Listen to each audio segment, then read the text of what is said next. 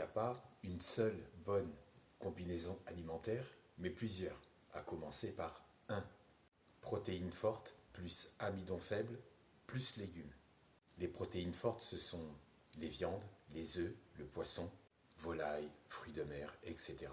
Les amidons faibles, ce sont les potimarrons, potirons, patates douces, pommes de terre, châtaignes. 2. Protéines faibles plus amidon fort plus légumes. Les protéines faibles, ce sont les légumineuses, les champignons, les algues, les oléagineux comme les noix, les amandes, les noisettes, noix de cajou, pistaches, y compris l'avocat qui lui aussi est un fruit oléagineux. En 3, les légumes cuits ou crus qui peuvent se consommer en fait avec tous les aliments sans aucun danger. 4. Les fruits que tu peux consommer en dehors des repas. 5. Le dessert sucré. Plutôt que de t'en priver, tu peux le consommer en dehors des repas, comme par exemple entre 16h et 18h. Car le dessert sucré consommé juste après un repas freine ta digestion. En 6, le miel qui se consomme seul. Mélangé à d'autres aliments, il fermente dans ton estomac. À consommer froid. Le miel perd non seulement ses propriétés, mais il devient un véritable poison quand il est consommé chaud.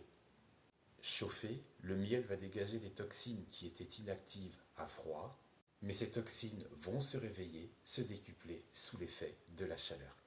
Donc sous l'effet de la chaleur, le miel perd ses propriétés antibactériennes et antimicrobiennes. Surchauffé, comme dans une tasse de thé ou une tasse de café bouillante, ça détruit les enzymes qui contribuent à la digestion et à la dégradation du sucre.